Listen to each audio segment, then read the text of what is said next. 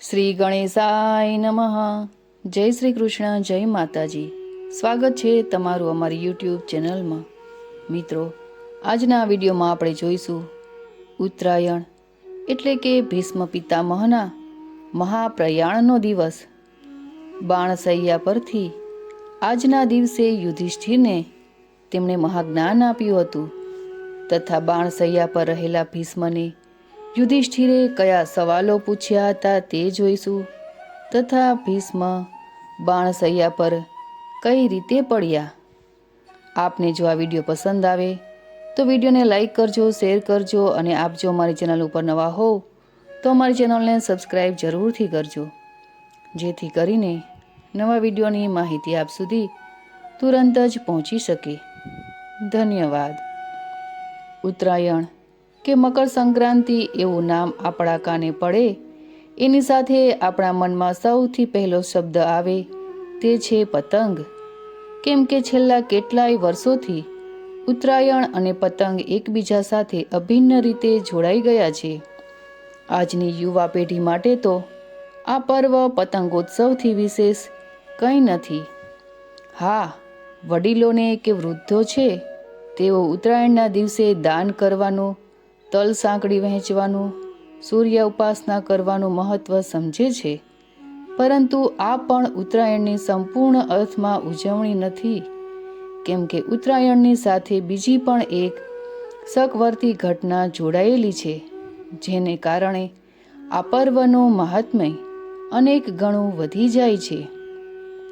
તે એ છે કે આજથી લગભગ 5000 વર્ષ પૂર્વે સૂર્ય ઉપાસનાના આ પવિત્ર દિવસે કુરુકુળના દીપક અને ભારતીય સંસ્કૃતિના પ્રચંડ સૂર્યરૂપ પિતામહ ભીષ્મનો અસ્ત થયો હતો. ઉત્તરાયણના દિવસે જ કુરુક્ષેત્રના મેદાનમાં એમણે દેહત્યાગ કર્યો હતો. આમ ઉત્તરાયણ એ ભીષ્મ પિતામહની પુણ્યતિથિનો પણ દિવસ છે. એટલે ઉત્તરાયણ બારને ટકોરા દેવાની છે ત્યારે તેમની પુણ્યતિથિએ આ મહાન ચરિત્રને સ્મરણાંજલિ ન આપીએ તો કેમ ચાલે? ચાલો જાણીએ આપણે ભીષ્મ પિતામહ વિશે. ભીષ્મ એટલે કે કુરુકુળના સ્તંભ, મહારાજ શાંતનુ અને પરમ પવિત્ર માતા ગંગાના આ સંતાન દેવવ્રત તરીકે જન્મ્યા. જો શાંતનુ રાજા ગંગા મૈયાને ન રોકત તો દેવવ્રતના આગલા 7 ભાઈઓની જેમ ગંગા મૈયા એમને લઈને નદીના પ્રવાહમાં સમાઈ જાત. પણ જગતને એક ભીષ્મની જરૂર હતી, તેથી તે જીવ્યા. ત્યારબાદ હસ્તિનાપુરના મહારાજ એવા શાંતનુનું મન એક માછીમારની દીકરી મત્સ્યગંધામાં મોહી પડ્યું. પિતાની પ્રેમની તરસ छिपाવવા આજ્ઞાપાલક દેવવ્રત પોતે પરણવાની ઉંમરે પિતાને પરણાવવા નીકળ્યા. મત્સ્યગંધાના પિતાની શંકાઓનું નિવારણ કરવા જુવાન જોધ દેવવ્રતે કાચી કુમળી ઉંમરે પૂર્ણ લાયકાત હોવા છતાં અને પિતાના મોટા પુત્ર હોવાને નાતે પોતાનો જ હક હોવા છતાં કદીએ હસ્તિનાપુરની રાજગાદીએ ન બેસવાની પ્રતિજ્ઞા લીધી ને પોતાના સંતાનો જન્મે અને રાજગાદીના હક માટે ન લડે એ માટે આજીવન બ્રહ્મચારી રહેવાની અત્યંત કઠોર પ્રતિજ્ઞા લીધી. આવી પ્રચંડ પ્રતિજ્ઞાને કારણે તેઓ દેવવ્રત મટીને ભીષ્મ થયા. પિતાને આપેલું વચન પાળવા હસ્તિનાપુરની રાજગાદીની સુરક્ષા માટે પોતાની આખી જિંદગી ન્યોછાવર કરી દીધી. તો હવે આપણે જોઈશું ભીષ્મ બાણસૈયા પર કઈ રીતે પડ્યા. આજીવન હસ્તિનાપુરની રાજગાદીના રક્ષણની પ્રતિજ્ઞા લીધી હોવાથી સહેજે ઈચ્છા ન હોવા છતાં ધર્મની મૂરત સમા ભીષ્મ અધર્મના પક્ષે રહ્યા. મહાભારતનું યુદ્ધ થશે તો આખા કુરુકુળનો વિનાશ નક્કી છે એ જાણતા હોવા છતાં કમને પણ તેઓ યુદ્ધમાં કૌરવ સેનાના જોતરાયા. મહાસંગ્રામના પહેલા 9 દિવસ ભીષ્મ પાંડવોની સેના પર કાળની જેમ તૂટી પડ્યા. યુદ્ધમાં શસ્ત્ર ન ઉગામવાની કૃષ્ણની પ્રતિજ્ઞા હોવા છતાં પણ ભીષ્મએ એવો તો કહેર વર્તાવ્યો કે પૂર્ણ પુરુષોત્તમ કૃષ્ણએ એક નહીં પણ 2 વાર ભીષ્મ સામે ચક્ર ઉગામવું પડેલું. આટલું કરવા છતાંય પિતામહ કૌરવ સેનામાં રહીને પાંડવોનું હિત સંભાળે છે એવા કટુ વચનોથી દુષ્ટ દુર્યોધને ભીષ્મના કાળજે કારી ઘા કર્યા હતા. એટલે યુદ્ધને 10મે દિવસે ભીષ્મએ અત્યંત વિકરાળ રૂપ ધારણ કર્યું ને પાંડવ સેનાના પર સાક્ષાત યમરાજની જેમ તૂટી પડ્યા. પાંડવ સેનામાં હાથી, ઘોડા, સૈનિકો અને રથ કીડી મકોડાની જેમ ટપોટપ મરવા લાગ્યા. જો ભીષ્મ સાંજ સુધી આ રીતે યુદ્ધ કર્યા રહેતા હોત તો આખી પાંડવ સેનાનો અંત એ દિવસે નિશ્ચિત હતો. અર્જુન સિવાય પાંડવ સેનામાં એકેય યોદ્ધો એવો નહોતો જે ભીષ્મની ઝીંક ઝીલી શકે. ભીષ્મએ અર્જુનને આહ્વાન આપ્યું અને અર્જુન ભીષ્મ પિતામહ સામે આવીને ઊભો રહ્યો. ભીષ્મને તો અર્જુનના હાથે વિંધાવવાની ઈચ્છા હતી, પરંતુ ભીષ્મએ તો એવા વેગથી બાણો વરસાવ્યા કે અર્જુન પણ ઢીલો પડવા લાગ્યો. કિંતુ કૃષ્ણએ એને પાનો ચડાવ્યો. મહારાજનીતિ યજ્ઞ કૃષ્ણના કહેવાથી હવે અર્જુન શિખંડીની આડસમાં રહીને યુદ્ધ કરવા લાગ્યો. પાછલા જન્મમાં ભીષ્મએ પોતાને જે અન્યાય કર્યો હતો તેના વેરનો કાંટો અંબાના મનમાં રહી ગયો હતો. તેને કારણે ભીષ્મનો વધ કરવા તેણે મહારાજ દ્રુપદના ઘરે દ્રૌપદીની બહેન શિખંડીની તરીકે જન્મ લીધો હતો. યુદ્ધમાં લડી શકે એ માટે તેણે સ્ત્રીનો વેશ ત્યજી પુરુષનો વેશ ધારણ કર્યો ને શિખંડી નામ લીધું. યુદ્ધમાં સ્ત્રીઓ ઉપર પ્રહાર ન કરવો એવો ભીષ્મએ સંકલ્પ લીધો હતો. તેથી શિખંડી પર ને તેની આડમાં રહેલા અર્જુન પર ભીષ્મએ પ્રહાર ન કર્યો ને અર્જુન પોતે જેનો ખોળો ખૂંદ્યો હતો તે દાદા ભીષ્મના શરીરમાં એક પછી એક બાણ ખૂંપાવવા ગયો. થોડી વારમાં તો સાહુડીને આખા શરીરે કાંટા હોય તેમ ભીષ્મનું આખું શરીર બાણોથી વિંધાઈ ગયું. આખી પૃથ્વીને હંફાવી શકે એવા ભીષ્મ પૃથ્વીના ખોળે પડ્યા ને યુગોના ઇતિહાસમાં કોઈએ પણ ન સહી હોય તેવી બાણસૈયા પર સૂઈ ગયા. અર્જુનની આંખમાંથી તો તરત જ આંસુની ધારા વહેવા લાગી. ત્યારે ભીષ્મ પિતામહે પોતે જ કહ્યું કે જ્યારે વૃદ્ધો પોતાનું કર્તવ્ય ભૂલી જાય ત્યારે નવજુવાનોએ એમને રસ્તો દેખાડવો જોઈએ અને જરૂર પડે તો રસ્તામાંથી દૂર પણ ખસેડવા જોઈએ. દુર્યોધને કહ્યું કે તમે આ બાણસૈયા પર કેવી રીતે સૂઈ શકશો? ત્યારે ભીષ્મએ સનાતન સત્ય જેવો જવાબ વાળ્યો કે માણસ તો જન્મે છે ત્યારથી જ બાણસૈયા પર સૂતો આવ્યો છે. પિતા શાંતનુના તેઓ આજ્ઞાપાલક પુત્ર હતા. તેથી શાંતનુએ દીકરા ભીષ્મને ઈચ્છા મૃત્યુનું વરદાન આપેલું.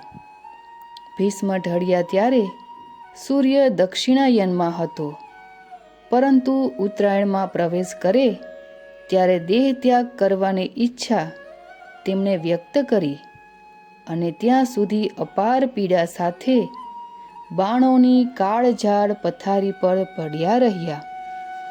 18 દિવસે મહાભારતનું મહાભયંકર યુદ્ધ પૂરું થયું.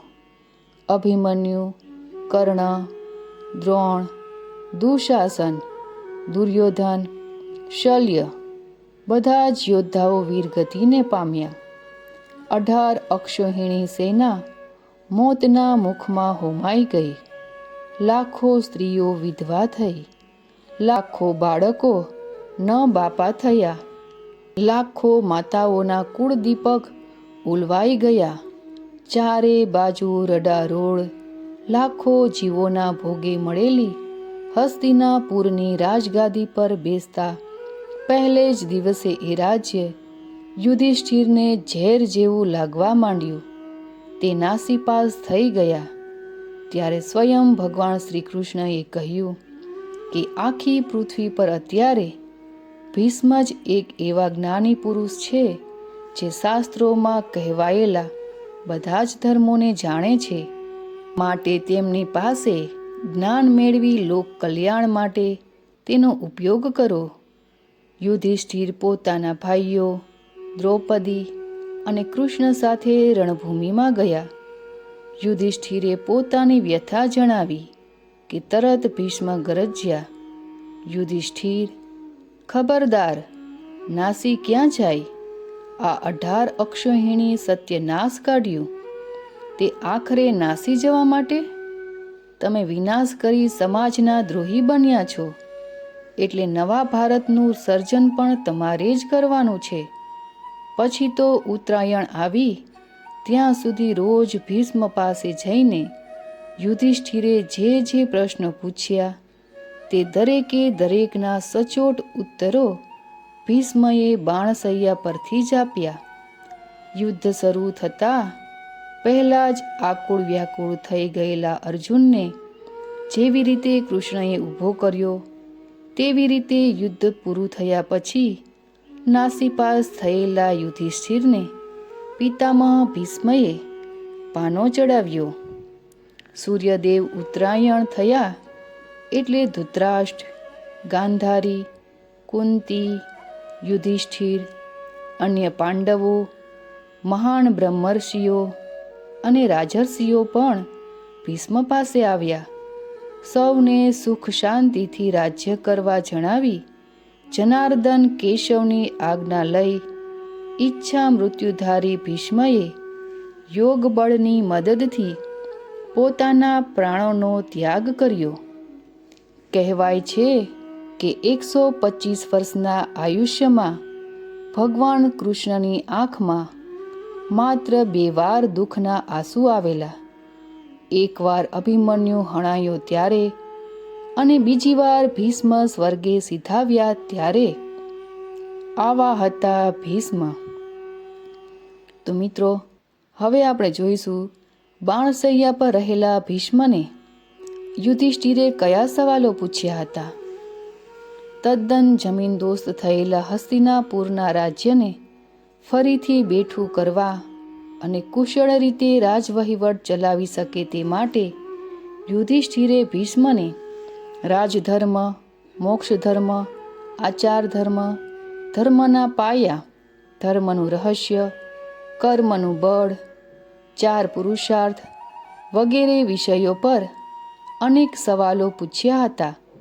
તેમાંના કેટલાક સવાલો આ રહ્યા. રાજા એટલે શું? રાજા થવાનો અધિકાર કોને હોય? રાજા દેવ સ્વરૂપ શા માટે કહેવાય છે? પ્રજાનું મુખ્ય કર્તવ્ય કયું? દેશનું રક્ષણ કેવી રીતે કરવું? ગુપ્તચરો એટલે કે જાસૂસ વિશે કેવી યોજના બનાવવી? રાજાએ કેવા મિત્રો રાખવા? બ્રાહ્મણ કઈ રીતે થવાય? માનવ જીવનનું ધ્યેય શું? સત્યનું સ્વરૂપ કેવું છે?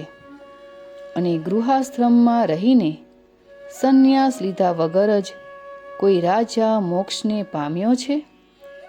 ગંગા માતાના પુત્ર અને કુરુકુળના આધાર, પિતાને ખાતર ફટાફાટ વૈભવને લાત મારનાર ભગવાન પરશુરામના પરમ શિષ્ય, મહાન ધનુર્ધર, પ્રખર જ્ઞાની, પ્રતિજ્ઞા પાલક અને આર્ય સંસ્કૃતિના પ્રચંડ જ્યોતિર્ધર ભીષ્મનું જીવન અનન્ય છે. દરેક માણસે જન્મથી જ બાણસૈયા પર સૂવું પડે છે. તેમ છતાં પોતાના ધ્યેયમાંથી, સંકલ્પોમાંથી ડગવાનું નથી એવી શિખામણ આપે છે ભીષ્મ. ભીષ્મના જીવન વિશે કે મહાભારતના કોઈ પણ પાત્ર વિશે અથથી ઇતિ સુધી જાણવું હોય તો ગુજરાતીમાં જ નાનાભાઈ ભટ્ટે મહાભારતના પાત્રો નામનું અનન્ય પુસ્તક આપ્યું છે. મૂળ મહાભારત ન વંચાય તો જીવનમાં એકવાર આ મહાપુસ્તક જરૂર વાંચવું જોઈએ. ઉત્તરાયણે પતંગ ચગાવવા, તલના લાડુ ખાવા ને ઉજાણી કરવાની સાથે ભીષ્મના જીવનમાંથી એક પણ ગુણ ઉપાડવાનો સંકલ્પ લઈએ તે જ ઉત્તરાયણની ખરી સાર્થકતા છે. તો મિત્રો, આજનો આ વિડીયો આપને કેવો લાગ્યો તે અમને કમેન્ટ બોક્સમાં અવશ્ય જણાવજો. ફરી મળીશું એક નવા વિડીયોની સાથે. ત્યાં સુધી આપ સૌને મારા જય શ્રી કૃષ્ણ.